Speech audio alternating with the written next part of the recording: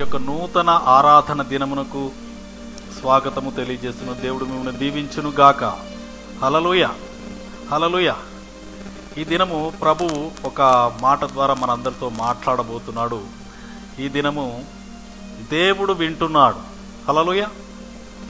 దేవుడు వింటున్నాడు అనే సందేశాన్ని మనము వినబోతున్నాము. God hears, God listens.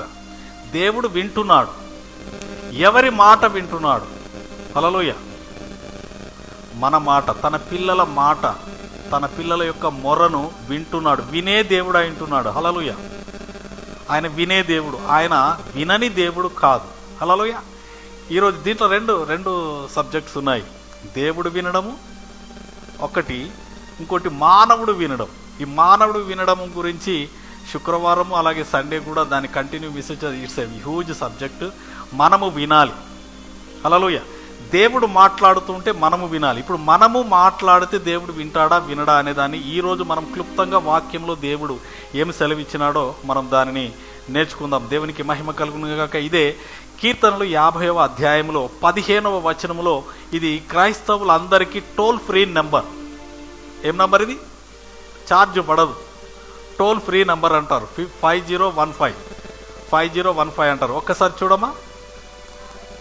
ఆపత్కాలమున నీవు నన్ను గూర్చి మొరపెట్టుము, నీవు నన్ను గూర్చి మొర్రపెట్టుము, నేను నిన్ను విడిపించెదను, నీవు నన్ను మహిమపరచెదవు, నీవు నన్ను మహిమపరచెదవు. హల్లెలూయా. దేవునికి స్తోత్రం. ఇక్కడ ఆపత్కాలమున అంటున్నాడు. ఆపద సంభవించినప్పుడు, కష్టాలలో, నష్టాలలో, బాధలో, వేదనలో, అనారోగ్యతలో మనం ఉన్నప్పుడు ఏమంటున్నాడు? మొర్రపెట్టు, నన్ను గూర్చి మొర్రపెట్టు. మొర్రపెడితే వింటాడు. వినే దేవుడు మొర్రపెట్టమంటున్నాడు. హల్లెలూయా. ఏమంటున్నాడు? నువ్వు నన్ను అడుగు అంటు. అడుగుమని చెప్పేవాడు ఇవ్వడానికి సిద్ధంగా ఉన్నాడు. నీ యొక్క అవసరతను తెలియజేస్తే దానికి స్పందించి దాన్ని నెరవేర్చే దేవుడు అయి ఉంటున్నాడు. హల్లెలూయా. అందుకే ఆయన అంటున్నాడు మొర్రపెట్టు. మొర్ర పెట్టకుండా నేనేం. తెలుగులో సామెత ఉంటుంది కదా, అడిగితే కానీ అమ్మ భోజనం పెట్టదంట. అడిగితే అమ్మనే ఆహారం పెట్టడం లేదు. అడగకుండా మనం దేవుణ్ణి నాకు రావాలి అని చెప్పేసి మనం అడగాలి. క్రైస్తవ్యంలో స్పెషల్ ఏముంటుందంటే వి హ్యావ్ టు డిక్లేర్. మనము మాట్లాడాలి. పెదవి విప్పి మన నోరు తెరిచి పలకాలి. హల్లెలూయా. మనం ఏది కావాలి అనేది మనం పలకాలి. పాట కానీ మాట కానీ ఏది కానీ పలకాలి. పలకడం చాలా ఇంపార్టెంట్. హల్లెలూయా. ఆదికాండం 1వ అధ్యాయం 3వ వచనంలో దేవుడు వెలుగు కమ్మని పలకగా, దేవుడు వెలుగును సృష్టించాలని ఊహలోనికి ఆయనకు వచ్చింది. వచ్చిన తర్వాత దాన్ని అలాగే పెట్టుకోలేదు. ఏమన్నాడు? పలికినాడు. ఏమని? వెలుగు కలుగును గాక అని పలికగా వెలుగు కలిగేది. అలా పలకితే అవుతుంది. మన క్రైస్తవ జీవితంలో డిక్లరేషన్కు, డిక్రీకి ఎంతో పవర్ ఉంది. హల్లెలూయా. అదే మన సామెతలు 18:20లో చూసినట్లయితే జీవ మరణములు నాలుక వశము. హల్లెలూయా. Whatever you release out of your mouth, out of your tongue, నీ నోటి నుండి ఏదైతే వస్తుందో అది క్రియేటివ్ పవర్. హల్లెలూయా. అది క్రియేటివ్ పవర్ కలిగినటువంటిది మనకు దేవుడు మనకిచ్చినటువంటి వాయిస్ కానీ మాట కానీ ఈ నాలుక మీద మనకు ఆ శక్తిని ఇచ్చినాడు. మనం ఏది పలుకుతే అది అవుతుంది. అందుకనే జీవము మరణము రెండు కూడా పలుకుతాయి. చాలామందిని చూస్తే లోకంలో పిల్లల్ని ఏం చేస్తారు? బ్యాండ్ బజాయించినట్టు బజాయిస్తారు, బూతులు తిడతారు. ఒరే నువ్వు ఇట్లా రా అట్లా రా అని చెప్పి టప బాయిస్తూ ఉంటారు. అవన్నీ జరుగుతాయి. హల్లెలూయా. నువ్వు ఏది పలికినా జరుగుతుంది. That is the power God inbuilted in his children. ఆయన మనల్లో పెట్టినాడు. హల్లెలూయా. దేవునికి స్తోత్రం కలుగును గాక. మన మధ్యలో సార్ ఉన్నాడు. హైకోర్టులో వాదించకుండా మౌనంగా ఉండి చేస్తే మనకు విజయం వస్తుందా? రాదు. మన వాక్యాన్ని వినిపించాలి. హల్లెలూయా. మనము మాట్లాడాలి. దేవునికి మహిమ కలుగును గాక. మనం మాట్లాడిన దాన్ని బట్టి ప్రభువు వింటాడు. విని అప్పుడు స్పందిస్తాడు. హల్లెలూయా. ఇక్కడ చాలా చక్కగా ఉన్నది. ఆపత్కాలమున నువ్వు కష్టాలలో నష్టాలలో ఎవరు లేనప్పుడు, ఏ సహాయము లేనప్పుడు మనం ఏం చేయాలట? నీవు నన్ను గురించి మొర్రపెట్టుము. ఏ అక్కర ఉన్నదో ఆ అక్కర గురించి నాకు మొర్రపెట్టు. మొర్రపెడితే ఏమంటున్నాడు? విని ఏం చేస్తాడు? నేను నిన్ను విడిపించదను. విడిపించే దేవుడు. కష్టంలో, నష్టంలో, బాధలో, ఆ గోతిలో నుండి విడిపించే దేవుడు. హల్లెలూయా. అనారోగ్యతలో నేను హాస్పిటల్కి వెళ్ళినాను. ఒక హాస్పిటల్కి ఒక పేషెంట్ మన చర్చికి వచ్చేవారే వెళ్తే ఐసీలో ఉన్నారు, ఎవ్వరు రావట్లేదు పాస్టర్ గారు, నర్సు కూడా రావట్లేదట. మాట్లాడేవారు. ఆయనేమో ఎక్స్ట్రావర్ట్, ఆయన చాలా మాట్లాడతాడు, మాట్లాడడానికి ఎవరు లేరు అక్కడ. ఒక్కడే బిక్కు బిక్కు బిక్కు బిక్కు బిక్కు బిక్కు అని చెప్పేసి అంటున్నారు. హల్లెలూయా. మనము దేవునికి మొర్ర పెట్టాలి. మనం మొర్ర పెట్టినప్పుడు ఆయన ఆలకిస్తాడు. ఆయన మనతోనే ఉన్నాడు, మనతో కూడా ఉన్నాడు. ఆయన వినే దేవుడు అయి ఉంటున్నాడు. కాబట్టి మనము మొర్ర పెట్టాలి. మొర్ర పెట్టినప్పుడు ఆ పరిస్థితిలో నుండి మనల్ని విడిపిస్తాడు. అప్పుడు నీవు నన్ను మహిమపరచెదవు, నన్ను ప్రభువు విడిపించినాడని అప్పుడు మనం దేవుని మహిమపరుస్తాం. హల్లెలూయా. నిన్న రాత్రి కూడా 12 గంటలకు నా శిష్యుడు చాలా భయంకరమైనటువంటి అనారోగ్యత పరిస్థితిలో చిక్కుకున్నాడు. ఎవరికి చెప్పుకోలేక ఎంత భయంకరంగా అయిందంటే చూడడానికి కూడా మన కళ్ళు మూసుకుంటాం. అంత భయంకరమైన వ్యాధితో బాధపడుతున్నప్పుడు ప్రభు ఒకటే చెప్పిన, నువ్వు ప్రార్థన చేయి, నేను విడిపించబోతున్నాను అని చెప్పేస్తాను. అన్న తర్వాత చెప్పేసి ఈరోజు ఈ సంవత్సరం, ఈ నూతన సంవత్సరం ఒక నిర్ణయం తీసుకో ప్రభు కొరకు. సంవత్సరంన్నర వరకు నువ్వు బాధపడుతున్నావు కదా, attend your self to God. దేవునికి నువ్వు ఒక కమిట్మెంట్ చేసుకో, నువ్వు ఒక నిర్ణయం తీసుకో, దేవుని కొరకు తీసుకో. నీ జీవితాన్ని ఎలాగ నువ్వు సమర్పిస్తావు ఏంటో అని చెప్పేసి ప్రార్థన చేసిన తర్వాత నాకు తెలిసి ఆయన బాగా అయిపోయినాడు. హల్లెలూయా. మేబీ అవుతుందో కాదు, తప్పకుండా అవుతుంది. హల్లెలూయా. దేవునికి మహిమ కలుగును గాక. ఇక్కడ ఎవరు అంటున్నారు? ఆపత్కాలంలో నన్ను గురించి మొర్ర పెట్టమని దేవుడు అంటున్నాడు. మొర్ర పెట్టిన తర్వాత విని ఊరుకునే దేవుడు కాదు, జవాబు ఇవ్వని దేవుడు కాదు. హల్లెలూయా. ఆయన విన్న తర్వాత జవాబిచ్చే దేవుడు. హల్లెలూయా. మనం ఇది బాగా గమనించాలి. ఇది దేవునికి చెప్పడం అవసరమా? చిన్నవి దేవునికి చెప్పాలా అని అందరూ అంటారు. లేదు, చిన్నవి కాదు, నువ్వు అతి చిన్నవి కూడా చెప్పాలి, అతి పెద్దవి కూడా చెప్పాలి. నువ్వు చెయ్యగలిగినవి కూడా చెయ్యి ప్రభువా అని చెప్పి ఆయనకు అవకాశం ఇవ్వాలి. హల్లెలూయా. అవకాశం ఇచ్చినప్పుడు ఆయన చేస్తాడు, దాన్ని బట్టి సంతోషిస్తాడు. ఎందుకనంటే నీవు అతని మీద సంపూర్ణంగా ఆధారపడుతున్నావు.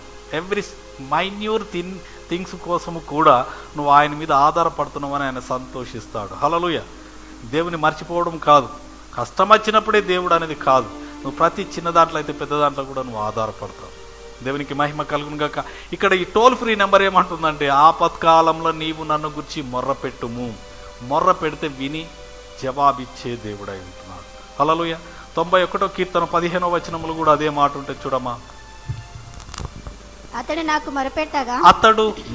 మొర్రపెట్టక నేను అతనికి ఉత్తరం ఇచ్చేదని జవాబిస్తానంటున్నాడు. ఇంకా శ్రమలో నేను అతనికి తోడు. నువ్వు శ్రమలో ఉన్నావని బాధపడుతున్నావేమో, శ్రమలో ఉన్నామేమో. శ్రమలో ఎవరు తోడుగా ఉంటాడంట? హల్లెలూయా. నిన్ను వదిలిపెట్టే దేవుడు కాదు. హల్లెలూయా. ఐసీయూలో ఉన్నా, ఐఐసిసిలో ఉన్నా కూడా, ఇంకెక్కడున్నా కూడా ఆయన నిన్ను వదిలిపెట్టాడు. ఆయన నీకు తోడుగా ఉన్నాడు, ఆయన నీకు తోడై ఉన్నాడు. అతన్ని విడిపించి గొప్ప చేసేదను అని చెప్పేసి అంటున్నాడు. దేవునికి మహిమ కలుగును గాక. దేవుడు మన ప్రార్థనలో ఆలకించేవాడు. ప్రార్థన చేయమని చెప్పినవాడు ఆలకిస్తాడా లేదా? హల్లెలూయా. ఈ లోకంలో చూస్తే అనేకమైనటువంటి దేవతలు అనబడేవారు ఉన్నారు. వారి ముందుకు వెళ్ళి అనేకమైన విన్నపాలు, వారికి ప్రార్థనలు, వారి యాచనలు, వారి యొక్క మొక్కుబడి అన్నీ చేసుకుంటారు. కానీ జవాబులు వస్తున్నాయో లేదో మనకు తెలియదు. కానీ మన దేవుడు పిలవగానే జవాబిచ్చేవాడు. హల్లెలూయా. మనం పిలవడం లేదు. ఇక్కడ ఏమంటారు? నాకు మొర్ర పెట్టగా నేను అతనికి ఉత్తరం ఇచ్చేది. మనకు ఉత్తరం ఇచ్చే దేవుడు, జవాబు ఇచ్చే దేవుడు అంటున్నాడు. ఆయన వినే దేవుడు అంటున్నాడు. దేవునికి స్తోత్రం కలుగును గాక. కాబట్టి ఇంకొక వచనం చూడమ్మా, ఇర్మియా గ్రంథంలో, ఇర్మియా 29:12.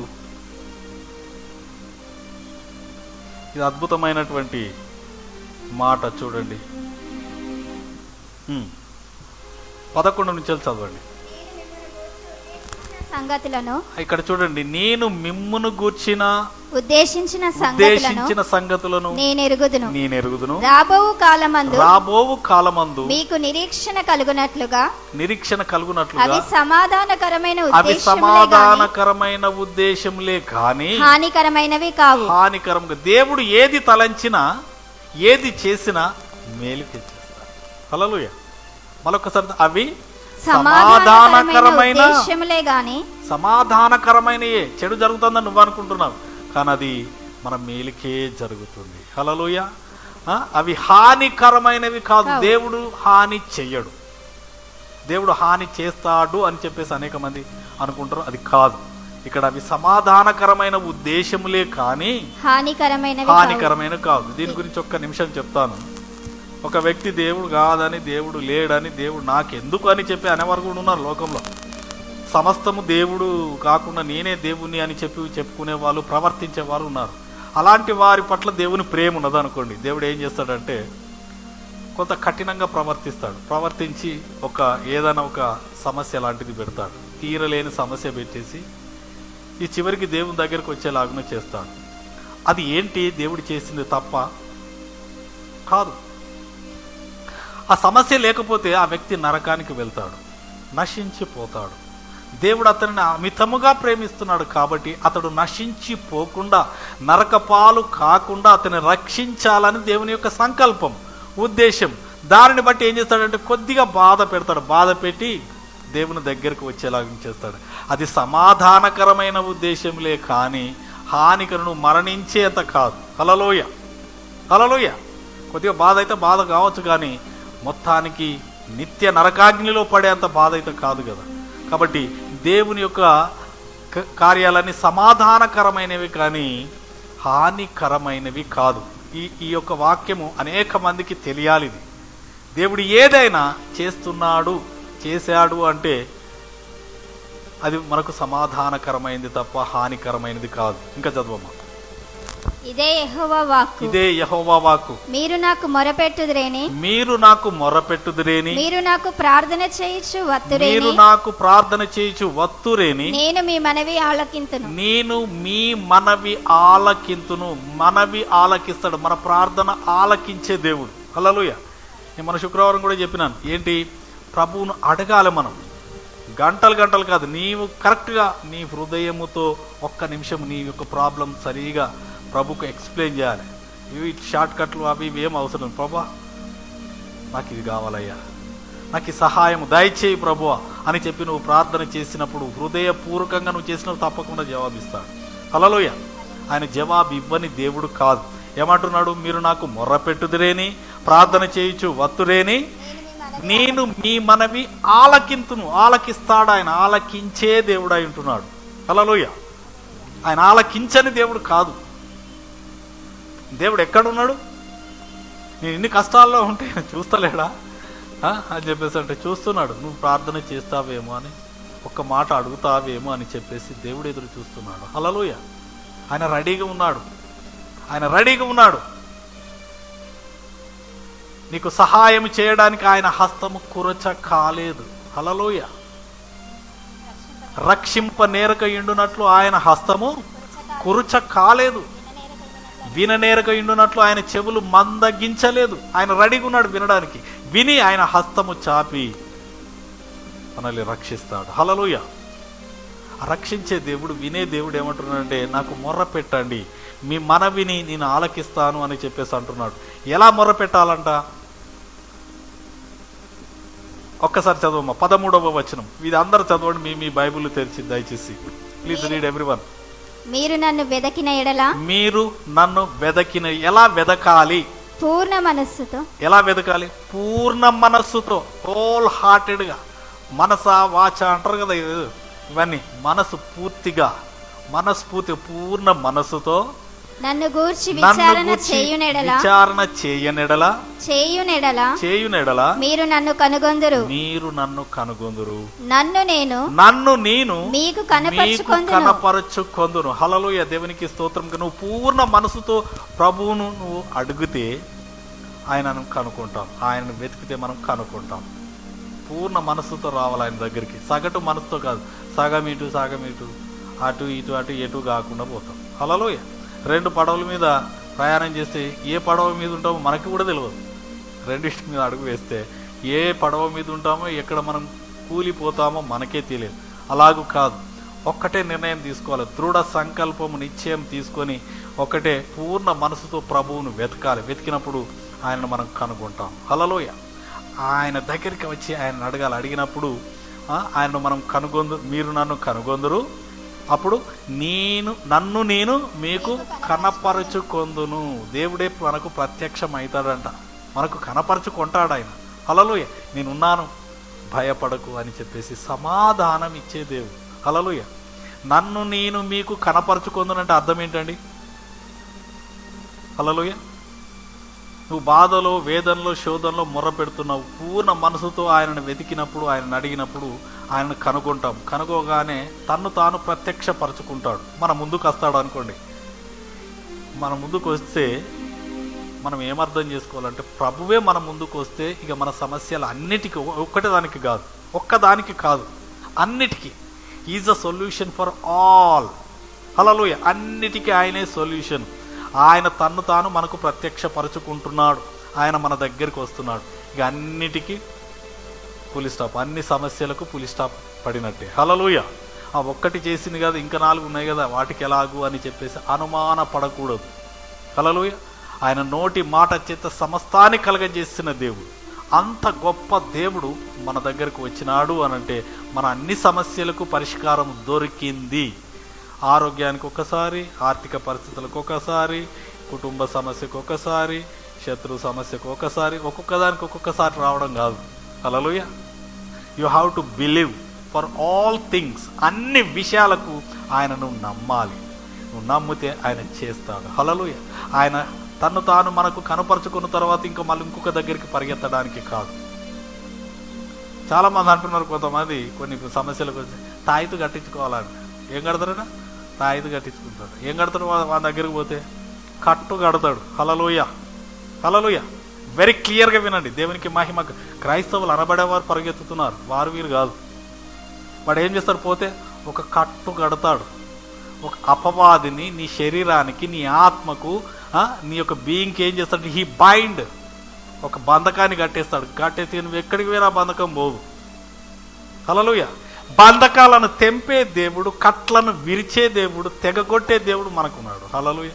ఆ వదిలిపెట్టి ఏడుకో పోయి కట్టు కట్టించుకుంటగా సమస్య పరిష్కారం కాదు. హల్లెలూయా. దేవునికి మహిమ కలుగును.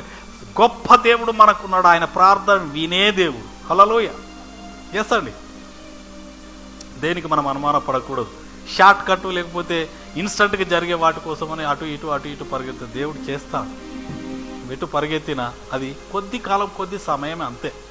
అది ఇన్స్టంట్గా కొద్ది ఇంట్లో రిలీఫ్ అయినట్టు అనిపిస్తుంది, మళ్ళీ తర్వాత అది నీ మీద మొత్తం పూర్తిగా అజమాయిషి డొమినియన్ చేస్తుంది నీ మీద. దేవునికి మహిమ కలుగును గాక. అలా కాదు, దేవుడు తన్ను తాను మనకు ప్రత్యక్షపరచుకుంటాడు, కనపరుచుకుంటాడు. ఆయన వినే దేవుడు అయి ఉంటున్నాడు. దేవునికి మహిమ కలుగును గాక. ఆయన విని మన ప్రార్థనలకు జవాబు ఇచ్చే దేవుడు అయి ఉంటున్నాడు. దేవునికి స్తోత్రము కలుగును గాక. ఆయన ఎన్ని రకాలుగా అంటే అన్ని రకాలుగా మనతో మాట్లాడతాడు. ఈ లోకంలో ఉన్నటువంటి సమస్త విధంలో కొన్నిటిని మీకు హైలైట్గా నేను చూపిస్తాను. మానవులైన మన మొర్రనే వింటాడా, ఇంకేమేమి వింటాడు దేవుడు అనేది కొన్ని వచనాలు మీకు చూపిస్తాను. ఒకసారి ఆదికాండం చూడమా, 4వ అధ్యాయం.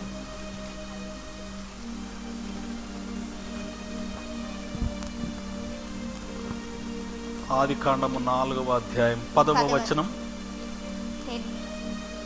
అప్పుడు ఆయన నీవు చేసిన పని ఏమిటి? నీ తమ్ముని రక్తము యొక్క స్వరము నేలలో నుండి నాకు మొర్రపెట్టుచున్నది. చాలా ఇక్కడ చూసినట్లయితే ఇక్కడ ఆదాముకు మొదటి సంతానము ఇద్దరు ఉన్నారు. ఎవరు? కయ్యను, హేబేలు ఇద్దరున్నారు. ఈ హేబేలు, కయ్యనులు ఇద్దరు కూడా మొదటిగా పుట్టినవారు. ఈ పుట్టినవారు దేవుని దగ్గరికి అర్పణలు తీసుకొని వచ్చినారు. హేబేలు యొక్క అర్పణను దేవుడు అంగీకరించినాడు. కయ్యను యొక్క అర్పణ అంగీకరించలేదు. అంగీకరించకపోతే కయ్యనుకు కోపం వచ్చింది. కోపం ఎంతటి కోపం వచ్చిందంటే ఈ కోపంతోనే హత్య చేసినాడు, చంపివేసినాడు. కోపంతో ఈ కోపంతో చంపివేసిన తర్వాత ఎవరికి తెలియదు అనుకున్నాడు. కానీ ఈ యొక్క తమ్ముని యొక్క రక్తము భూమి మీద పడ్డ తర్వాత ఆ భూమి మీద నుండి ఏం చేస్తున్నది? మొర్ర పెడుతున్నది. హల్లెలూయా. రక్తంలో జీవం ఉన్నది, ప్రాణం ఉన్నది. ఈ రక్తం లేకపోతే మనిషి జీవించలేడు. జంతువులో కానీ ఎంత కానీ రక్తం అనేది ప్రాణాధారం. ఈ రక్తము లేకపోతే మనిషి జీవించలేడు. ఆ రక్తంలో ప్రాణం ఉన్నది కాబట్టి ఆ రక్తంలో ఉన్న ప్రాణము దేవునికి మొర్ర పెడుతున్నది. హల్లెలూయా.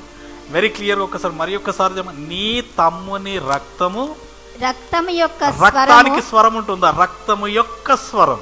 హల్లెలూయా. That is the voice of that blood. ఆ రక్తం యొక్క స్వరం, ఆ రక్తం యొక్క స్వరము నేలలో నుండి నాకు మొరపెట్టుచున్నది. హల్లెలూయా. నేలలో నుండి మొరపెట్టే దాని యొక్క స్వరాన్ని దేవుడు వింటున్నాడు. దేవుడు విని వచ్చి కయ్యను అడుగుతా, నీ తమ్ముడు ఎక్కడ, ఏం చేసినావు అని చెప్పేసి అడుగుతున్నాడు. దేవునికి మహిమ కలుగును గాక. ఆయన ఆ రక్తము మొర్ర పెడుతుంటే వింటున్నాడు. ఆయన ప్రాణము పెట్టి రక్షించిన మనము మొర్ర పెడితే వింటాడా వినడా? హల్లెలూయా. ఏమాత్రం మనం అనుమానం కలిగి ఉండక ఆయన వినే దేవుడా వింటున్నాడు. రక్తం కూడా మొర్ర పెట్టినప్పుడు భూమి మీద పడిపోయిన రక్తము అయిపోయింది అనుకున్నాడు, కానీ రక్తం కూడా భూమి మీద నుంచి మొర్ర పెడుతూ ఉంటే విని విని న్యాయం తీర్చడానికి వచ్చినాడు. ఆ యొక్క కయ్యను పిలిచి అడుగుతున్నాడు, నీ తమ్ముడు ఎక్కడ ఉన్నాడు, ఏం చేసినావు అని చెప్పేసి అంటున్నాడు. దేవునికి స్తోత్రము కలుగును గాక. హల్లెలూయా. దేవుడు మన స్వరమును వినే దేవుడు, మన ప్రార్థన ఆలకించే దేవుడు. హల్లెలూయా. ఇంకొక మాట చూడండి, ఇశ్రాయేలు ప్రజలు కూడా మొర్ర పెడుతున్నారు. నిర్గమకాండము 2వ అధ్యాయము.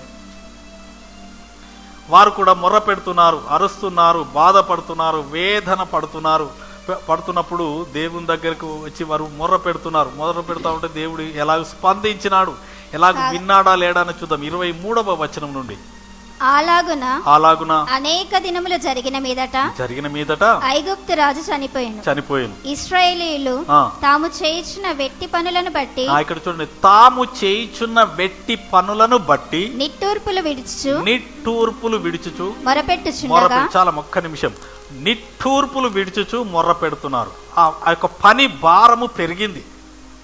పని భారం పెరిగి అలసిపోయినారు. వారు అలసిపోయి కృంగిపోయి నిట్టూర్పులు విడుతున్నామ్మా, ఇంకెంతకాలం ఈ పని. ఒక్క షిఫ్ట్ చేస్తే 8 అవర్స్ చేస్తే కష్టము కొద్దిగా ఉంటుంది. 16 అవర్స్ చేయాలంటే ఏమైపోతుంది, నీరసం వచ్చేస్తుంది, బాధ అయిపోతుంది. అమ్మా ఎంతకాలం నిట్టూర్పులు విడుస్తూ ఉంటాం. హల్లెలూయా. ఈ నిట్టూర్పులను కూడా దేవుడు వింటాడు. హల్లెలూయా. ఏం వింటున్నాడు ఇక్కడ? నిట్టూర్పులు విడుచుచు మొరపెట్టు. ఎంతకాలం ప్రభువా ఈ బాధలు, ఈ భారం ఎంతనయ్యా, ఇంకెంతకాలం అని చెప్పి వారు ఒక్కరోజు 2 రోజులు కాదు, 1 సంవత్సరం కాదు, దాదాపు 430 ఇయర్స్, 430 సంవత్సరాలకు పైగా వారు మొర్ర పెడుతూ అక్కడ బాధపడుతున్నారు. వారి బాధను, వారి నిట్టూర్పులను ఏమంటున్నాడు? వింటున్నాడు. హల్లెలూయా. ఇంకా చూడమ్మ, నిట్టూర్పులు విడిచుచు మొర్ర పెట్టుచుండగా తమ వెట్టి పనులను బట్టి వారు పెట్టిన మొర దేవుని యొద్దకు చేరెను. హల్లెలూయా. దేవుని దగ్గర చేరింది. నువ్వు ప్రార్థన చేసి వదిలిపెడుతున్నావు, కానీ అది దేవుని దగ్గరికి వెళ్తుంది. దేవుని దగ్గరికి వెళ్ళి దేవునికి ముందట నిలబడుతుంది. హల్లెలూయా. మన ఊరికైనా చేసినాం, అయిపోయింది, ప్రార్థన చేసినాం అంటే చేసినాం కాదు. అందుకని మనం చేసే ప్రార్థన పూర్ణ మనసుతో చేసినప్పుడు దేవుని కదిలిస్తుంది. హల్లెలూయా. ఎస్, ఆయన సింహాసనాన్ని కదిలించే శక్తి దేనికున్నదంటే నీ ప్రార్థనకే ఉన్నది. హల్లెలూయా. దేవుడు లేచి నిలబడాల్సిందే, రావాల్సిందే. హల్లెలూయా. పరమున కూర్చోవడం కాదు, పరిగెత్తుకొని నీ దగ్గరకు రావాల్సిందే. అలాగూ ప్రార్థన చేయాలి. హల్లెలూయా. అంత కన్సిస్టెన్సీగా, అంత డిజైర్తోని, ఆకలితోని, ఆశతోని చెయ్యాలి. హల్లెలూయా. ఏదో చేసిన మొక్కుబడి ప్రార్థన కాదండి, పెదవుల నుండి వచ్చేది కాదు, పూర్ణ మనస్సుతో. అందుకనే యేసు ప్రభు ఒక మొదటి ఆజ్ఞ ఇస్తాడు, నీ ప్రభు అయిన దేవుని నీ పూర్ణ మనసుతో, పూర్ణ బలముతో, పూర్ణ వివేకముతో నీవు ఆయనను ఆరాధించాలి, ఆయనకు ప్రార్థన చేయాలి. హల్లెలూయా. ఆయనను ప్రేమించాలి హోల్ హార్టెడ్గా మనము ఆయనను ప్రేమించాలి. రెండవది వచ్చి నిన్ను వల్లే నీ పొరుగు వారిని ప్రేమించాలని. నువ్వు అలాగూ ప్రార్థన చేసినప్పుడు దేవుడు అక్కడి నుంచి పరిగెత్తుకొని రావాల్సిందే. హల్లెలూయా. దేవునికి పరలోకంలో ఏం పని లేదు. దేవునికి ఏమైనా పని ఉందా? ఏమైనా అడ్మినిస్ట్రేట్ చేస్తున్నాడా? పరలోకంలో ఏమైనా పాడైతే దాన్ని ఏమైనా బాగు చేయడానికి ఉన్నాడా? అక్కడ పరలోకం వెరీ పర్ఫెక్ట్. కరప్ట్ అయిపోయింది, పాడైంది ఏంటంటే భూలోకమే. దీనిని బాగు చేయడానికి ఆయన పరము నుండి భూమికి దిగి వచ్చినాడు. హల్లెలూయా.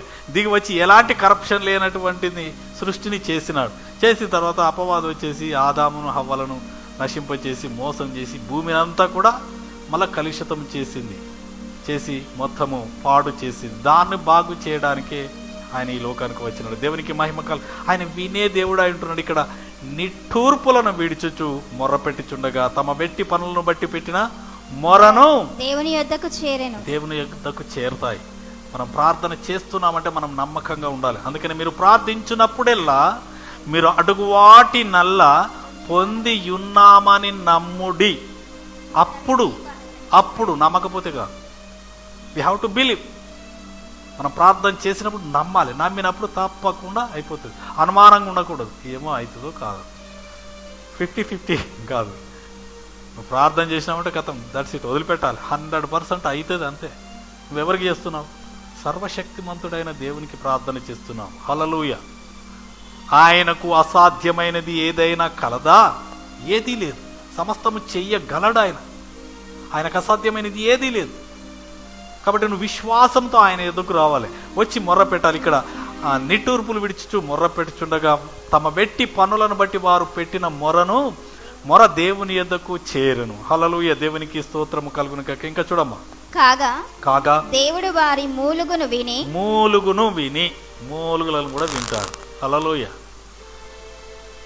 కొన్నిసార్లు ప్రాబ్లం వచ్చినప్పుడు ప్రార్థన రాదు. మనకు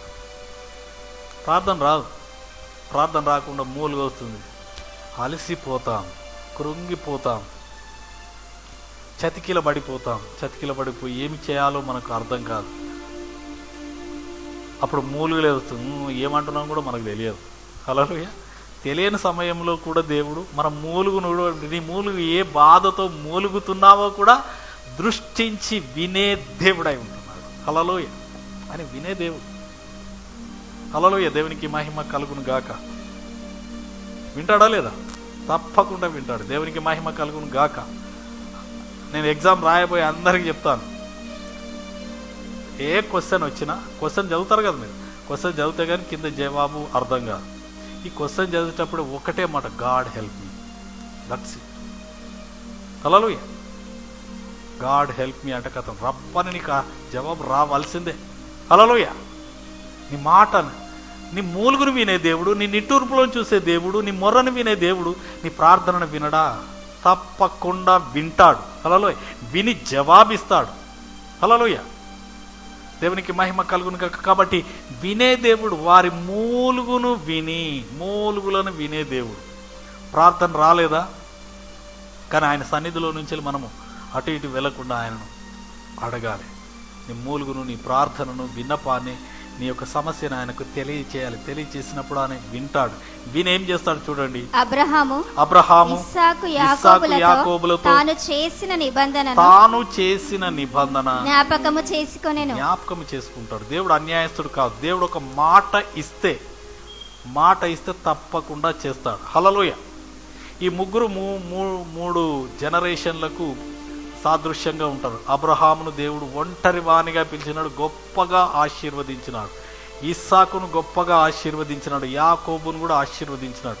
వారిని ఆశీర్వదించిన దేవుడు వారితో చెప్పిన వాగ్దానమును, ఆ మాటను జ్ఞాపకము చేసుకుంటారు. మనం ప్రార్థన చేస్తే వారు ఎట్లా? ఒకసారి ఇక్కడ ఎవరు ప్రార్థన చేస్తున్నారు? 23వ వచనములా ఇశ్రాయేలీయులు తాము చేయుచున్న వెట్టి పనులను బట్టి నిట్టూర్పులు విడిచి మొర్ర పెడుతున్నారు. వీరు ప్రార్థన చేస్తే వారిని ఎందుకు జ్ఞాపకం చేసుకుంటున్నాడు? హల్లెలూయా. అబ్రహాము, ఇస్సాకు, యాకోబులను ఎందుకు జ్ఞాపకం చేసుకుంటున్నాడు? హల్లెలూయా. అబ్రహాముతో చెప్పినాడు, నీ సంతానమును నేను 1000 తరముల వరకు దీవిస్తానని చెప్పేసి అన్నాడు. హల్లెలూయా. ఈ అబ్రహాం సంతానంలో ఉన్న వీరు మొర్ర పెడతాంట. అవునవును, అబ్రహాం సంతానమే కదా. నేను జ్ఞాపకము చేసుకొని వారికి, అబ్రహాము, ఇస్సాకు, యాకోబులకు చేసిన వాగ్దానము చొప్పున వారి సంతానానికి వారి మొర్రను విని వారికి జవాబు ఇస్తున్నాడు. హల్లెలూయా. దేవునికి మహిమ కలుగును గాక. కాబట్టి ఇక్కడ అబ్రహాము, ఇస్సాకు, యాకోబులను వారికి చేసిన నిబంధనను జ్ఞాపకం చేసుకుని ఏం చేస్తున్నాడు? దేవుడు ఇశ్రాయేలును చూచెను. చూచే దేవుడు. ఈ చూచే దేవుని గురించి కూడా ఒకసారి, దేవుడు చూసే విధానం గురించి మనం ప్రసంగం వినాలి. ఇంకా చూడమ్మా. దేవుడు వారి యందు లక్ష్యముంచెను. వారిని చూస్తున్నాడు, వారి పైన దృష్టి పెట్టినాడు, లక్ష్యం ఉంచినాడు. ఆయన కాన్సన్ట్రేషన్ అంతా వారి మీదకి వచ్చేసింది. హల్లెలూయా. సమయం దగ్గరకు వచ్చింది, వీరికి చేసిన వాగ్దానం నెరవేర్చి వీరిని చెరలో నుండి, బాధలో నుండి, ఈ బంధకాలలో నుండి వీరిని విడిపించాలని చెప్పేసి వారి మీద లక్ష్యం ఉంచి అప్పుడు మోషేని పిలిచినాడు. హల్లెలూయా. నువ్వు బాధలో ఉన్నావా? దేవుడు నీ మీద దృష్టి ఉంచుతున్నాడా? ఎవరినో పంపిస్తే మనం గుర్తించి అప్పుడు ఆ వచ్చిన వ్యక్తి దేవుడు పంపినాడా లేకపోతే ఇంకెవరు ఏంటి, వారు ఏం చెప్తున్నారు, దేవుని మాట చెప్తున్నారా లేకపోతే లోకం మీద చెప్తున్నారా, ఇంకేదని చెప్తున్నారా అని మనం గ్రహించాలి. హల్లెలూయా. అయితే ఇక్కడ మోషేను ఏర్పరచుకొని మోషే ద్వారా ఆ 450 సంవత్సరాలు ఉన్న చెరలో నుండి బయటికి నడిపించినాడు. హల్లెలూయా. దేవునికి మహిమ కలుగును గాక. మన దేవుడు ప్రార్థనలు ఆలకించే దేవుడు. ఈ మోషేను దేవుడు ఒక మాట అంటాడు, భూమి మీద మిక్కిలి సాత్వికుడు. హల్లెలూయా. మిక్కిలి సాత్వికుడు అంటే వెరీ మీక్ పర్సన్, మిక్కిలి సాత్వికుడు. ఈ మిక్కిలి సాత్వికుడు కానీ ఈయన ఏం చేసినాడంటే 40 సంవత్సరాల తర్వాత ఐగుప్తుకు రాగానే ఐగుప్తీయుడును ఇశ్రాయేలు ఇద్దరు కొట్లాడుతూ ఉంటే ఐగుప్తీయుని ఒక దెబ్బకే చంపేస్తాడు. మిక్కిలి సాత్వికుడు ఎలా అవుతాడు? విపరీతమైన కోపం. ఆ కోపం మీద ఏం చేసినాడు? ఒకరిని కొట్టి చంపి పాతి పెట్టిన తర్వాత మళ్ళీ తెల్లారి ఇశ్రాయేలీలు వాళ్ళు కొట్లాడుతూ ఉంటే మళ్ళీ వచ్చి ఎందుకు కొట్లాడుకుంటున్నారాయా, మీరు ఎందుకు కొట్లాడుతున్నారు అది అంటే, నువ్వేమైనా పెద్ద మాకు తీర్పరివా, నువ్వు వచ్చి మాకు నీతులు చెప్తున్నావు, నువ్వు నిన్న వాడిని చంపి పాతి పెట్టింది మాకు తెలియదు అనగానే మోషే భయపడిపోయి పారిపోతాడు. ఆ కాలంలో కంటికి కన్ను పంటికి పన్ను, మరణానికి మరణం. నాకు మరణం సంభవిస్తుందేమని చెప్పి పారిపోయినాడు. మిథ్యాను దేశంలోనికి పారిపోయి అక్కడ 40 సంవత్సరాలు ఉన్నాడు.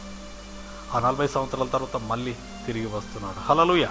అయితే 40 సంవత్సరాలు తిరిగి వచ్చిన తర్వాత మోషే ఎలాగూ మిక్కిలి సాత్వికుడు అయినాడంటే ప్రతి చిన్న విషయానికి దేవుని దగ్గరికి వచ్చాడు. ప్రభు ఏం చేయాలి, సమస్య వచ్చిందంటే సొంత జ్ఞానమును బట్టి కాదు కానీ ప్రభువు దగ్గరికి పరిగెత్తుకుని వచ్చేవాడు, అడిగేవాడు.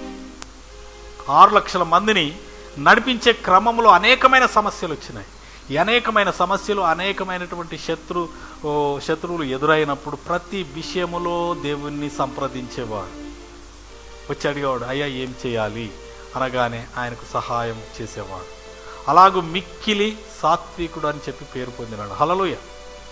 దేవునికి స్తోత్రం కలుగును గాక. దావీదు కూడా అలాగే దేవుని దగ్గరికి వచ్చి అడిగేవాడు. ఎందుకంటే దేవుడు వింటాడు, విని జవాబిచ్చేవాడు. మన దేవుడు వినే దేవుడు అయి ఉంటున్నాడు. దేవునికి స్తోత్రము కలుగును గాక. అలాగే ఇంకా చూడండి, న్యాయాధిపతుల గ్రంథంలో కూడా నిట్టూర్పులను వినే దేవుడు. న్యాయాధిపతులు 2:18 తమ శత్రువులు తమ్మును బాధింపగా వారు విడిచిన నిట్టూర్పులు యెహోవా విని సంతాపించి వారి కొరకు న్యాయాధిపతులను పుట్టించి ఆయా న్యాయాధిపతులకు తోడయుండి వారి దినములన్నిటను వారి శత్రువుల చేతులలో నుండి ఇశ్రాయేలును రక్షించెను. ఇశ్రాయేలును రక్షించిన దేవుడు. వారు నిట్టూర్పులను విన్నాడు. నిట్టూర్పులు యెహోవా విని. హల్లెలూయా. దేవునికి మహిమ కలుగు. మన నిట్టూర్పులను వినే దేవుడు అంటున్నాడు. దేవుడు వింటున్నాడా లేదా? ఇన్ని సంవత్సరాల నుంచి ఉపవాసం చేస్తున్నాం, ఇది చేస్తున్నాం, అది చేస్తున్నాం ఇవన్నీ అంటున్నాం, కానీ దేవుడు ఏమంటున్నాడు? నిట్టూర్పులను వింటున్నాను నేను. నువ్వు కృంగిపోయి కృషించిపోయిన సమయంలో నీ హృదయంలో నుంచి వచ్చేటువంటి వేదన, బాధనకరమైన మూలుగును వింటున్నాను అని చెప్పేసి అంటున్నాడు. హల్లెలూయా. దేవునికి స్తోత్రం కలుగును గాక. వినే దేవుడు అంటున్నాడు. విని ఆయన జవాబిస్తాడు.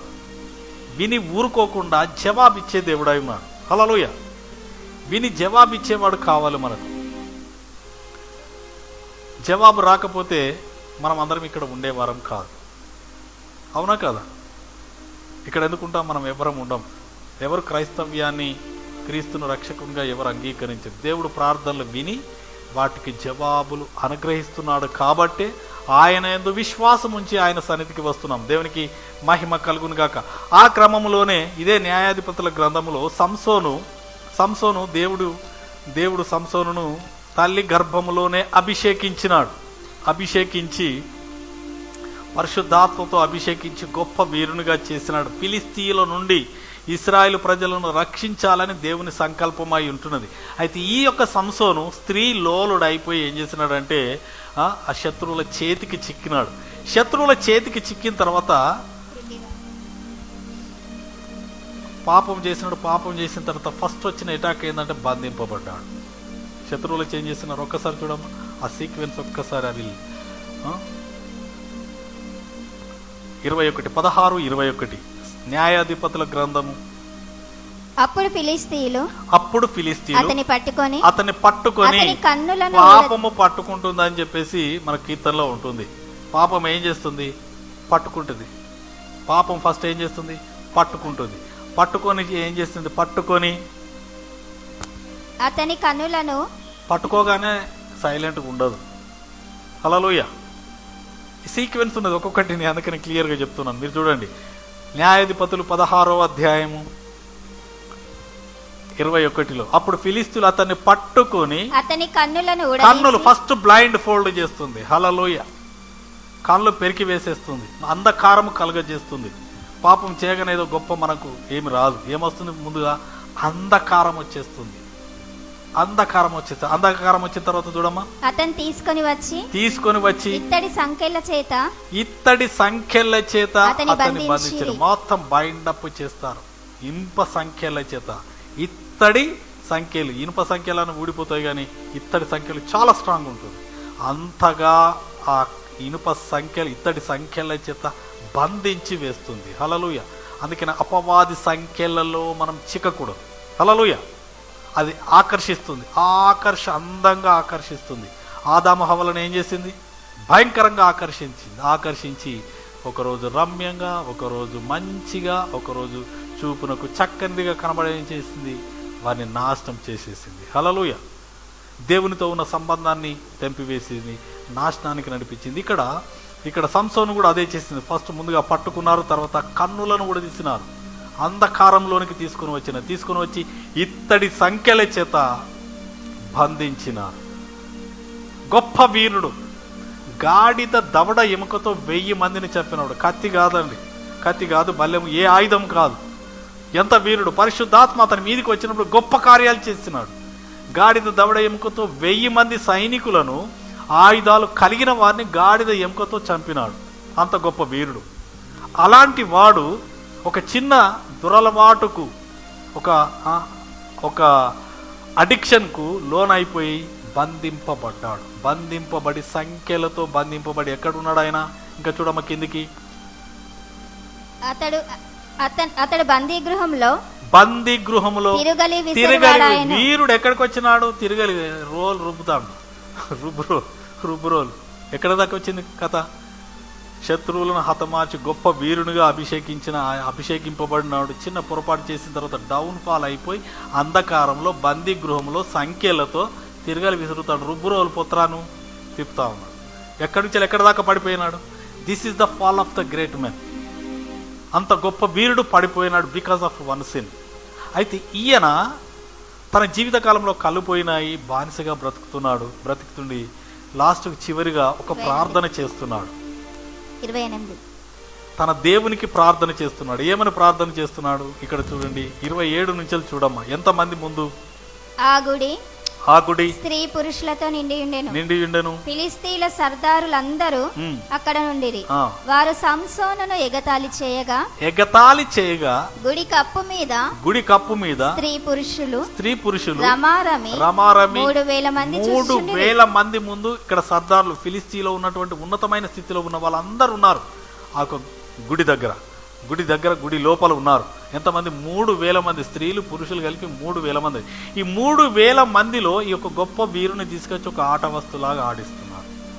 చూడండి, అది డెమాన్స్ట్రేషన్ అంటే. శత్రువు యొక్క డెమాన్స్ట్రేషన్ భయంకరంగా ఉంటుంది.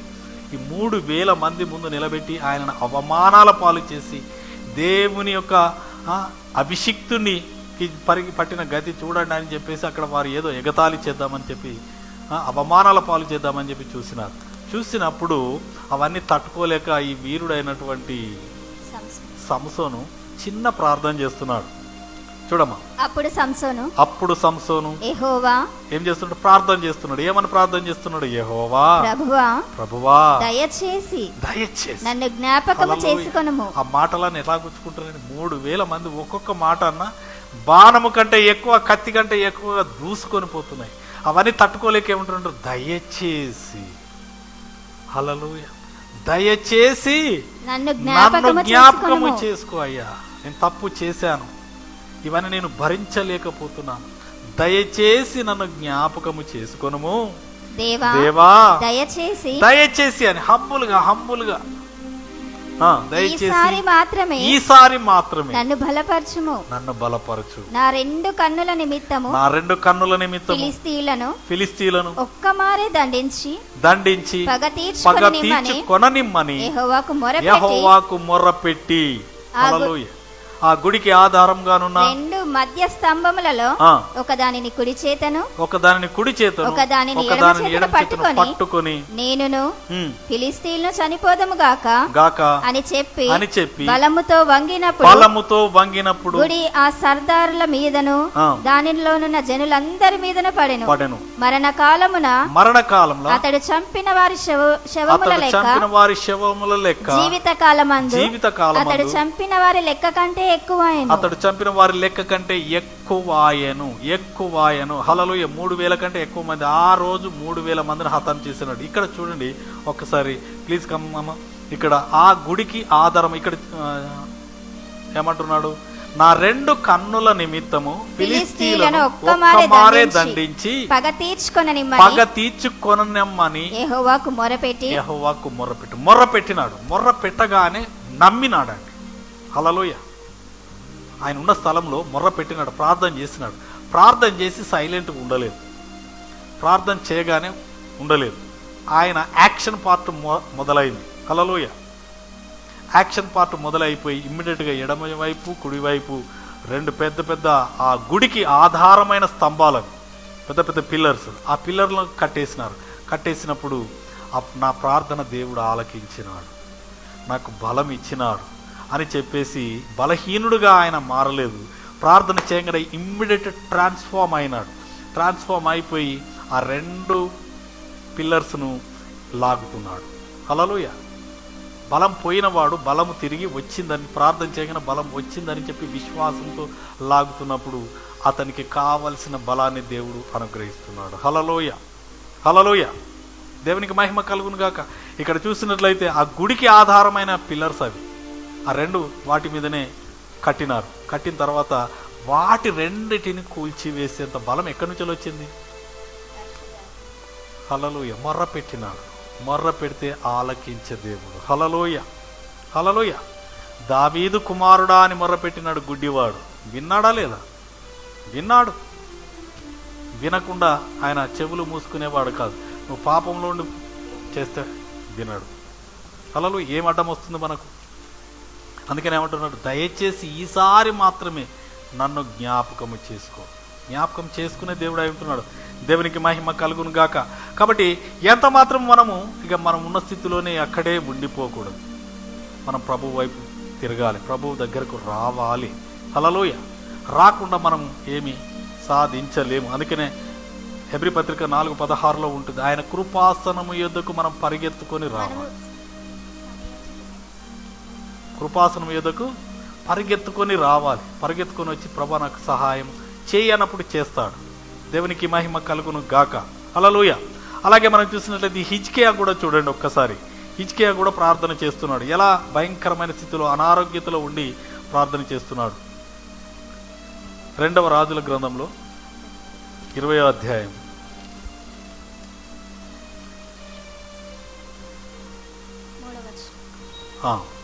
యెహోవా మొదటి నుంచి చదువు.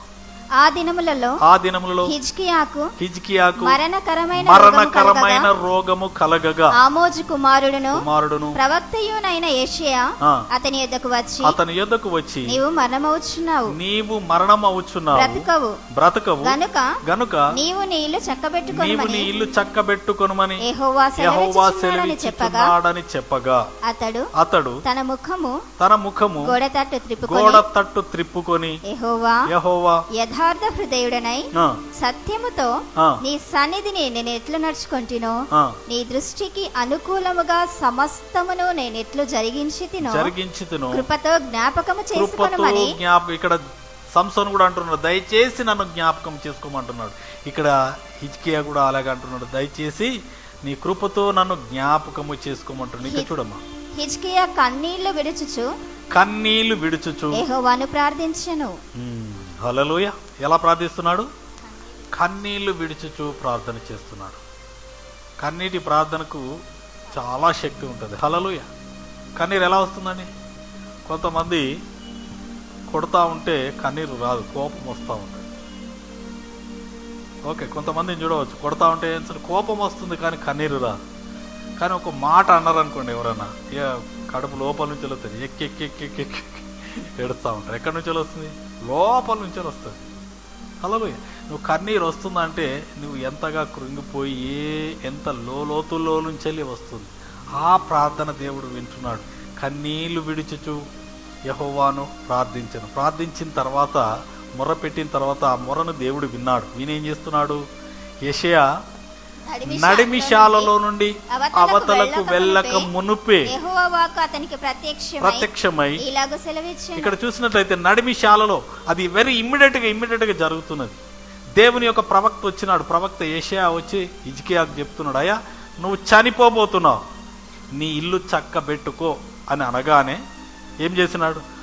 ఇట్లాంటి మస్తు వినని పొద్దున్న లేస్తే రాత్రి దాకా ఎంతో మంది ఎన్నో చెప్తున్నారులే, విన్నర్లే అని చెప్పేసి అనుకున్నాడా?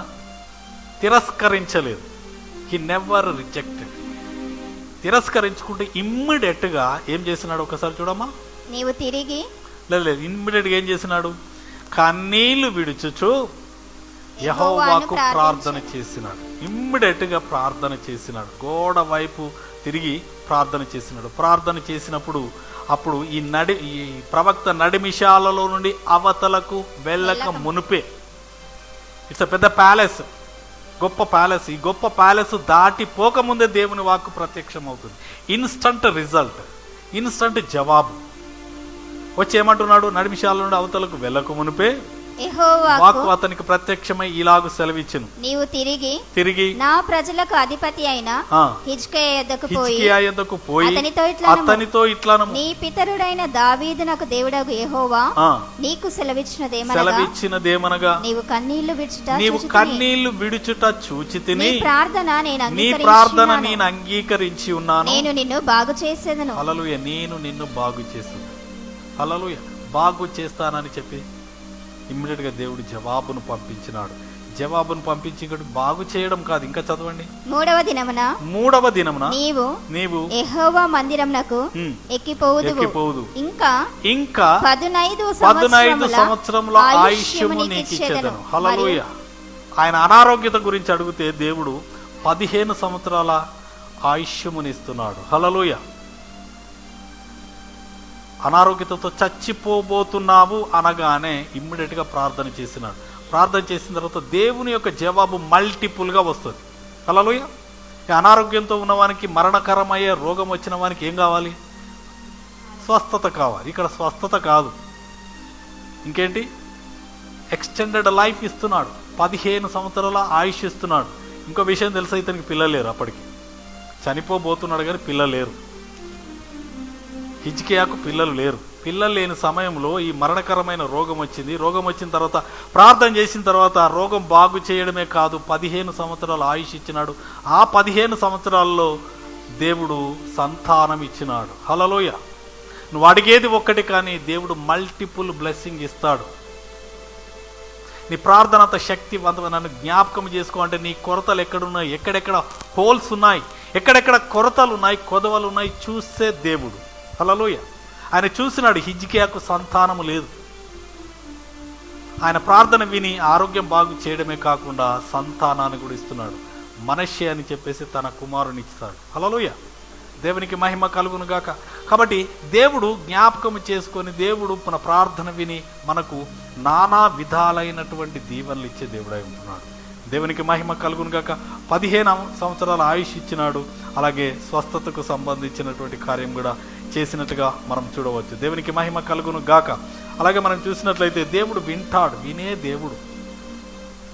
ఒకసారి చూడండి, యోహాను సువార్తలో కూడా ఇక్కడ ఒక సందర్భాన్ని మనము జ్ఞాపకం చేసుకోవచ్చు. 11వ అధ్యాయంలో లాజరు చనిపోతున్నాడు. చనిపోయిన తర్వాత సమాధిలో పెడుతున్నారు. పెట్టిన తర్వాత 4 దినములు అవుతున్నది. 4 దినములు.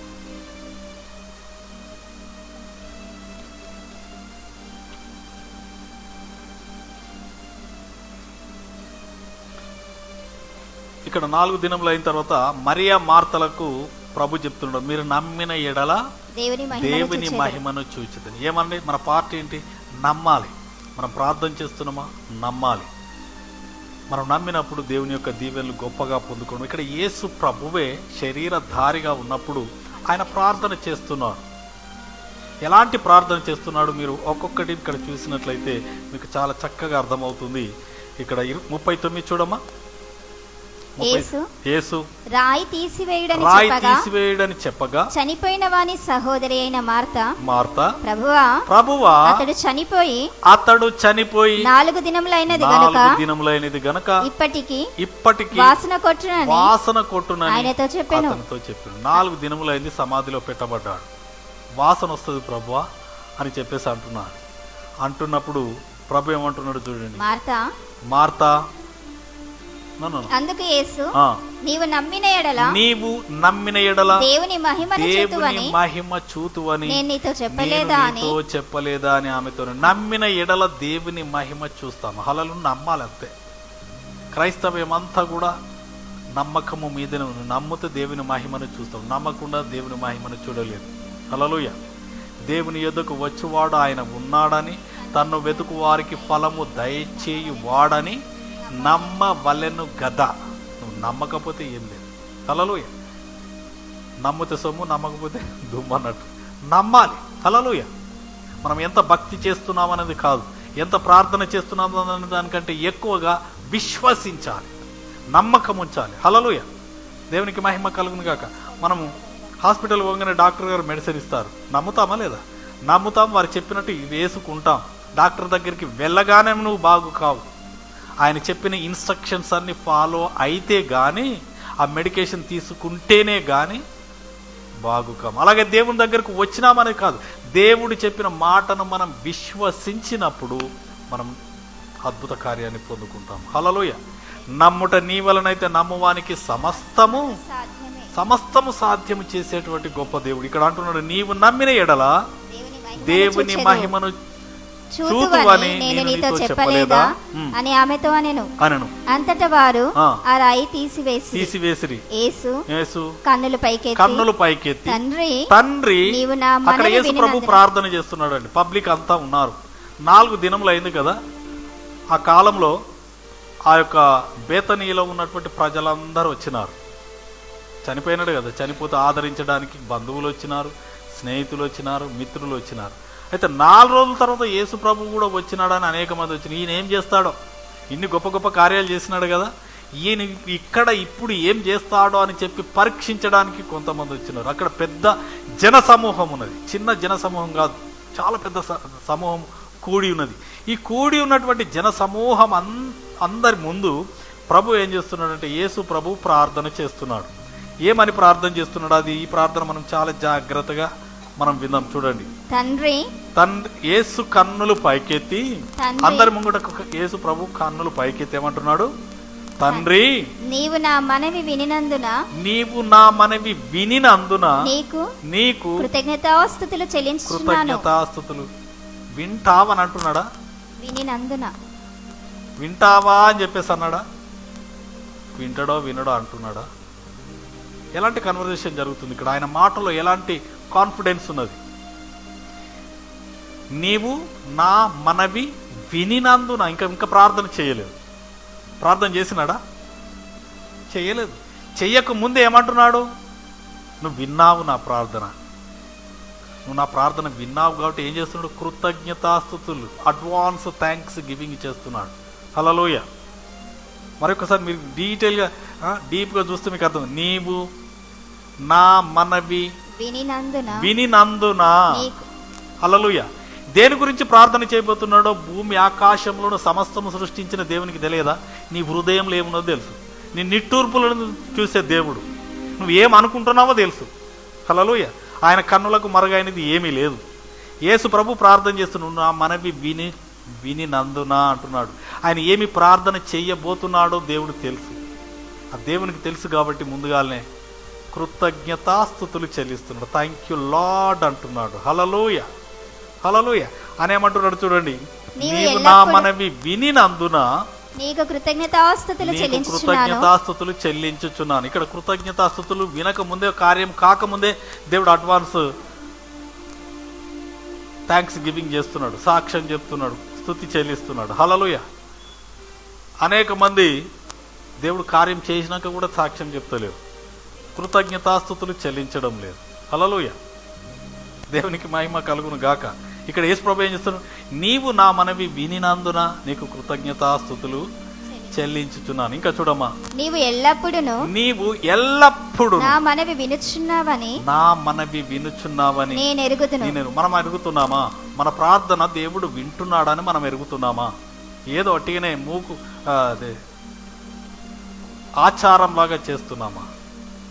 ఆచారంగా చేసే ప్రార్థనలకు దేవుడు జవాబులు ఇవ్వడు. మనం విశ్వాసముతో చేయాలి. ఇక్కడ నీవు ఎల్లప్పుడూ నా మనవి వినుచున్నావని నువ్వు ఎరుగుతున్నావా?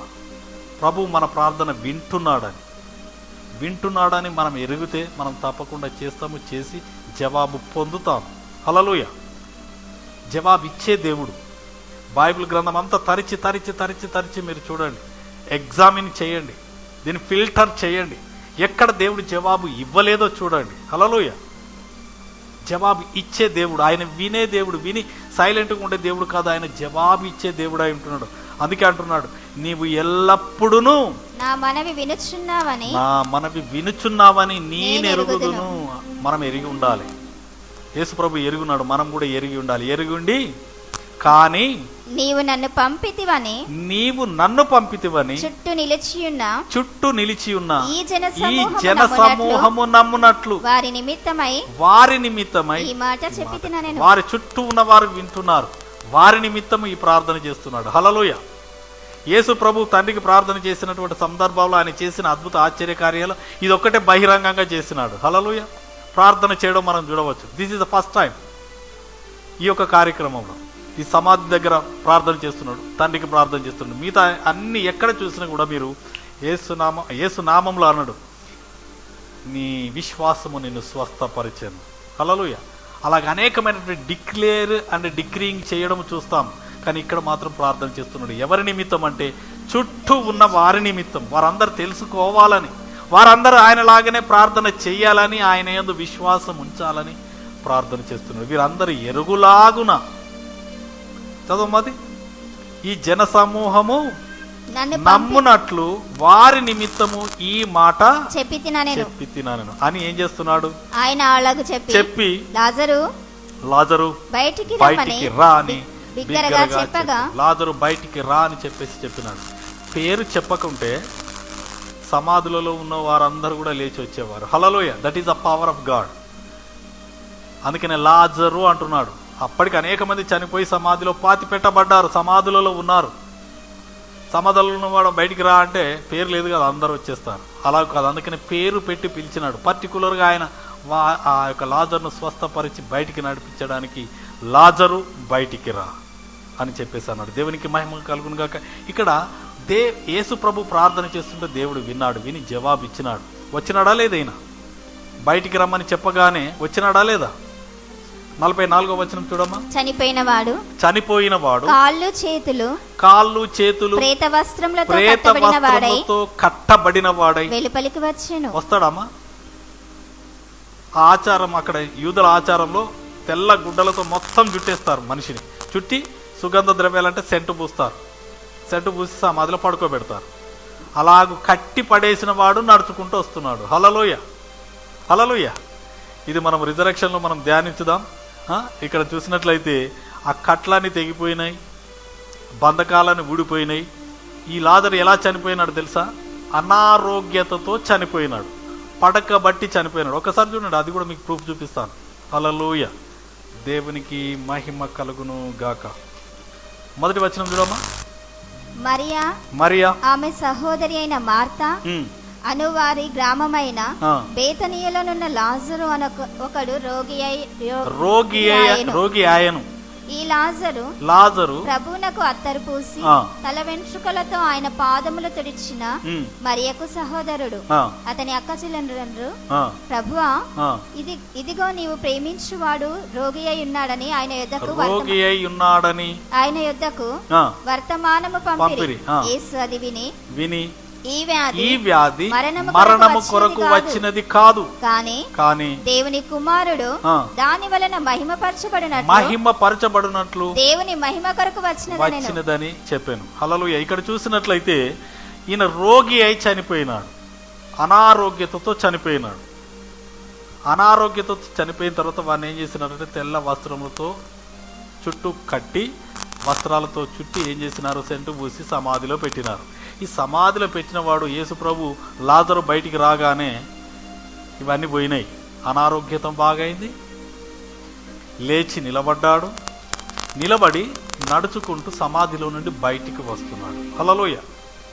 ఒక్క మాటతో ఎన్ని కార్యాలు జరుగుతున్నాయని మీరు గమనించండి. హల్లెలూయా. మన దేవుడు వినే దేవుడు అంటున్నాడు. నువ్వు ఒక్కదాని గురించి ప్రార్థన చేస్తున్నామా, నాకు ఇదే కావాలి ప్రభువా అని చెప్పేసి నువ్వు కూర్చుంటున్నావేమో కానీ, ఇంతే కావాలని కూర్చుంటున్నావేమో కానీ, దేవుడు సమస్తము ఎరిగినవాడు. హల్లెలూయా. ఆయన అన్ని మల్టిపుల్ కార్యాలు చేయగలడు. నువ్వు 1000 రూపాయలు అడుగుతున్నావు, దేవుడు 10,000 ఇస్తాడు. నీకు ముందు జరగబోయేది, నీ ముందు అవసరం నీకు తెలియదు, కానీ దేవునికి సమస్తము తెలిసిన దేవుడు. ఆయన ముందు కలగబోయే వాటిని కూడా మనకు సమకూర్చేవాడై ఉంటున్నాడు. కాబట్టి మనం ప్రార్థన చేయాలి. ప్రార్థన చేయడానికి సిగ్గుపడకూడదు. హల్లెలూయా. ప్రార్థన చేయాలి, ప్రభువుని అడగాలి. ఎవరు బయట వాళ్ళు అడగడానికి సిగ్గుపడాలి, అంతే తప్ప ప్రభువుని అడగడానికి సిగ్గు ఎందుకండి? హల్లెలూయా. ప్రభువుని అడగడానికి సిగ్గుపడితే మనం ప్రజల ముందు సిగ్గుపడాల్సిందే. ఎందుకంటే నువ్వు ఒక్కసారి అడుగుతావు, అలాగా అంటావు. రెండోసారి అడిగినా మళ్ళీ స్టోరీ చెప్తుంది. మూడోసారి పోతే ముక్కు తిప్పుకుంటుంది, అమ్మో మళ్ళీ పాత రికార్డ్ వేస్తుంది, పాత స్టోరీ చెప్తుంది అని చెప్పి. 4వసారి పారిపోతుంది నిన్ను చూసి, పోయి మళ్ళీ పబ్లిక్ అంతా చెప్తా ఉంటారు, ఆమె ఎప్పుడు చూసి ఇట్లా. నువ్వు ప్రభువుకు ఎన్నిసార్లు చెప్పిన విసుక్కోడు. హల్లెలూయా. ఆయన సనుగుకోడు, ఆయన పారిపోడు, ఆయన జవాబు ఇచ్చే దేవుడు అంటున్నాడు. హల్లెలూయా. కాబట్టి మనం విశ్వాసముతో అడగాలి, ప్రభు నాకు సహాయము దయచేయి అని చెప్పాడు. అడిగినప్పుడు ఆయన వింటాడు, విని జవాబిచ్చే దేవుడు అంటున్నాడు. హల్లెలూయా. దేవునికి మహిమ కలుగును గాక. దేవుడు గొప్పగా దీవించే దేవుడు, ఆయన వినే దేవుడు అంటున్నాడు. బైబిల్ గ్రంథంలో ఇంకా అనేకమైన సందర్భాలు ఉన్నాయి. హన్నా ప్రార్థన చేసింది పిల్లలు లేనప్పుడు, విన్నాడు, విని జవాబిచ్చి సంతానం ఇచ్చినాడు. ఒక్క కుమారుని కోసం అడిగితే మీతో ఇంకా 5 సంతానం, మొత్తం 6 కన్నదాన్ని. హల్లెలూయా. నువ్వు ఒక్కదాని కోసమే అడుగుతావు కావచ్చు, దేవుడు మల్టిపుల్గా చేస్తాడు. దేవునికి స్తోత్రం కలుగును గాక. దేవుడు ఇచ్చే దేవుడు అంటున్నాడు. హాగరు ప్రార్థన చేస్తున్నది. హాగరు ఐగుప్తురాలు, ఆమె ప్రార్థన చేస్తుంది. ఈ కుమారుని చావు నేను చూడలేను అని చెప్పేసి ఆ యొక్క ఇష్మాయిల్ నాడ చెట్టు కింద పడేసి వాని చావు, వాని ఏడుపు నేను చూడలేనని చెప్పేసి వెళ్ళి ప్రార్థన చేసి మొత్తుకుంటుంది, ఏడుస్తుంది, అరుస్తుంటే అప్పుడు వచ్చేస్తాడు దేవుడు. విని ఈ చిన్నవాడు ఉన్న స్థలాన్ని నేను దీవించబోతున్నాను, వాడిని దీవించబోతున్నాను, వీని గొప్ప జనముగా చెయ్యబోతున్నానని ప్రభు సెలవిస్తున్నాడు. అన్యులు చేసే ప్రార్థన విన్న దేవుడు నీ ప్రార్థన వింటాడా, వినడా? హల్లెలూయా. ఎంతమంది విశ్వసిస్తున్నారు? అన్యులు చేస్తున్నారు. అన్యులు అంటే హాగరు ఐగుప్తురాలు, శత్రు దేశంలో ఉన్నటువంటి ఆ యొక్క హాగరు ప్రార్థన చేస్తుంది. ఇప్పుడు గొప్పగా దీవింపబడ్డారు. ఎవరో తెలుసా వాళ్ళు? ఇప్పుడు ముస్లిం సంతానం అంతా కూడా హాగర్ సంతానమే. హల్లెలూయా. వారు ఎంత ప్రపంచంలో ఇప్పుడు అత్యంత ధనికులు వాళ్ళే. ఆమె చేసిన ప్రార్థన, నువ్వు అనుకుంటున్నావు నేను బతుకుతా చాలు, అంతే, గిదే నాది నీది ఎప్పుడు కాదు, నీది ఎప్పుడు కాదు. నువ్వు అన్ని వదిలిపెట్టి పోవాల్సిందే. నీ కోసం కాదు, జనరేషన్స్ కాడు, దేవుడు ఇస్తాడు. హల్లెలూయా. హాగరు చేసిన ప్రార్థన ప్రయత్నం చిన్నది కాదు. She never give up. 2 సార్లు వెళ్ళగొట్టినాడు, రెండోసారి కూడా ఏమాత్రం కృంగిపోలేదు. కన్నీటితో ప్రార్థన చేసినప్పుడు తన దేవుడు కాదు, ఏం కాదు అని ప్రార్థన చేసింది. హల్లెలూయా. అబ్రహాము దేవుడు గొప్ప దేవుడు, ఆయనకు ప్రార్థన చేస్తా అని చెప్పి ప్రార్థన చేసినప్పుడు దేవుడు ప్రత్యక్షమై ఆమెను గొప్ప దీవిస్తాడు. నీ కుమారుని యొక్క సంతానాన్ని గొప్ప చేయబోతున్నాను, ఈరోజు గొప్పగా ఉన్నారు. హల్లెలూయా. వారు ఎక్కడ తవ్వితే అక్కడ పెట్రోల్ బావులే అవుతున్నాయి. ప్రపంచంలో అత్యంత ధనవంతులుగా వాళ్ళు ఉన్నారు. హల్లెలూయా. దేవునికి మహిమ కలుగును. మనం దేవుని పిల్లలుగా, దేవుడు మనకు పక్షాన ఉన్నాడు, దేవుడు మన ప్రార్థన వింటున్నాడు. మన ప్రార్థన ఎంతవరకు ఉన్నది? You don't limit your self. నేను బాగుపడితే చాలు, నా కుటుంబం బాగుపడితే చాలు అని నీకు నువ్వు ఫెన్సింగ్ వేసుకుంటున్నాం మనం. No no no no no we have to expand. సర్వలోకమునకు మనము వ్యాపించాలి. హల్లెలూయా. అందరూ అబ్రహాం మనలాంటి మానవుడే. ఆయన చనిపోయినాడు, మనం చనిపోతాం. కానీ ఆయన జీవితంలో కొన్ని టాస్కులు చేసినాడు, ఎక్స్ట్రా ఆర్డినరీ టాస్కులు చేసినారు. అది చేయాలంటున్నాను నేను. హల్లెలూయా. రైజ్ అండ్ షైన్లు ఉండి ఏదో మనం బాగుపడ్డామా అయిపోయిందా గదిని కోసం కాదండి. నువ్వు జనరేషన్ టుగెదర్ మనం జ్ఞాపకమునకు రావాలి. హాగర్ని ఇప్పుడు ఐగుప్తురాలు మనం జ్ఞాపకం చేసుకుంటున్నాం. హల్లెలూయా. మీ పిల్ల తరమున అందరూ మనల్ని జ్ఞాపకము చేసుకునేలాగా దేవుని అడగండి. దేవుడు వినే దేవుడు, విని జవాబిస్తాడు. అలాంటి దేవుని కలిగి ఉన్నాం మనం. హల్లెలూయా. అలాంటి దేవుని అడిగి గొప్ప కార్యాలు పొందుకోవాలి. గొప్ప కార్యాల చేత మనము నిలబడాలి. ఘనకార్యములను కల్పించిన ఘనకార్యములను బట్టి వారు నిలుస్తారు. ఏదో తుత్తుపుత్రు కార్యాలు కాదండి. హల్లెలూయా. నేను అనడం కదా, ఆ మాట చూడడం ఒక్కసారి చదువుకొని మనం ముగిస్తాం. I encourage you each and every one. యెషయా గ్రంథంలో ఉంటుంది చూడండి, 32:8. యెషయా గ్రంథం 32వ అధ్యాయము 8వ వచనం. అందరు దయచేసి బైబిల్ ఉన్న వారు చూడండి. మీరు చిన్న కార్యాలు మొదలు పెట్టుకుంటారా, పెద్ద కార్యాలు మొదలు పెడతారా? యెషయా 32:8. ఘనులు ఘనకార్యములు కల్పించుదురు, వారు ఘనకార్యములను బట్టి నిలుచుదురు. మనం నిలిచి ఉంటాం ఎల్లకాలం. రైజ్ అండ్ షైన్ యొక్క ఇంటెన్షన్ కూడా అదే. నేను ఉన్నా లేకున్నా ఈ సంఘము అలాగే ఈ యొక్క రైజ్ అండ్ షైన్ ప్రపంచవ్యాప్తంగా విస్తరింపబడాలనేది నా యొక్క ఆలోచన. హల్లెలూయా. ఏదో ఇక్కడికి ఐ డోంట్ లిమిట్. చిన్న ప్లేసులలో నేను లిమిట్ కావడం లేదు. భూ దిగంతాల వరకు మనం వ్యాప్తి చెందాలి. హల్లెలూయా. అది మన గోల్గా పెట్టుకోవాలి. నువ్వు ఘనకార్యాన్ని కల్పించుకోవాలి. ఘనకార్యములను తలంచుకొని ఆలోచించుకొని ప్రభువుని అడిగి ఘనకార్యములు పూనుకున్నప్పుడు దేవుడు సహాయం చేస్తాడు. హల్లెలూయా. ముందు అడిగేసిన వాడే హిమాలయాలకు ఎక్కుతాడు. అమ్మో అంత పెద్ద కొండనా అనుకున్నవాడు ఒక్క అడుగు కూడా వేయలేడు. హల్లెలూయా. ఒక్క అడుగు కూడా వేయలేడు. కాబట్టి మనం ముందుకు సాగాలి. అట్టి కృపను పొందుకొని దేవుని కృపచేత మనం ముందుకు సాగిపోయి మనము దేవుని యొక్క మాట విని దేవుని యొక్క కార్యాలను జరిగించుదాం. ప్రార్థన చేసుకుందాం. హల్లెలూయా. హల్లెలూయా. Thank you lord.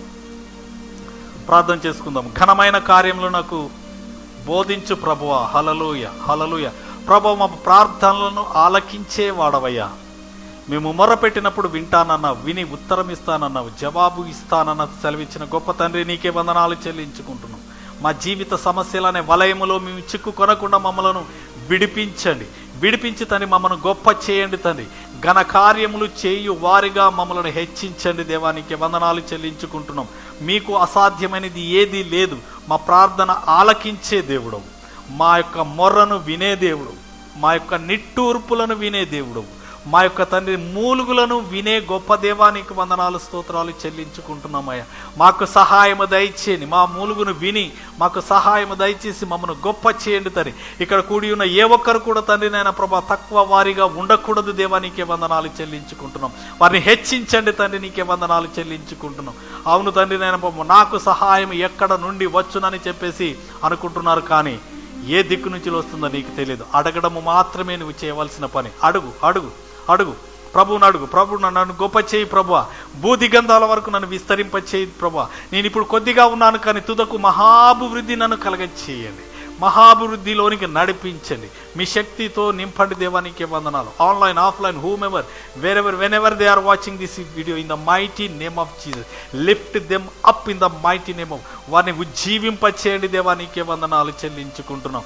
వారిలో ఒంటరి అయిన వాడు 1000 మంది అగునని సెలవిచ్చిన గొప్ప దేవానికి బలమైన జనమగుతారని సెలవిచ్చిన గొప్ప తండ్రి నీకే వందనాలు చెల్లి భూ దిగంతముల వరకు మా ప్రజలను తను హెచ్చింపచేయండి. వారిని దీవించండి, ఆశీర్వదించండి. ఘనమైన కార్యములు చేయుటకు వారికి సహాయము దయచేయండి దేవా.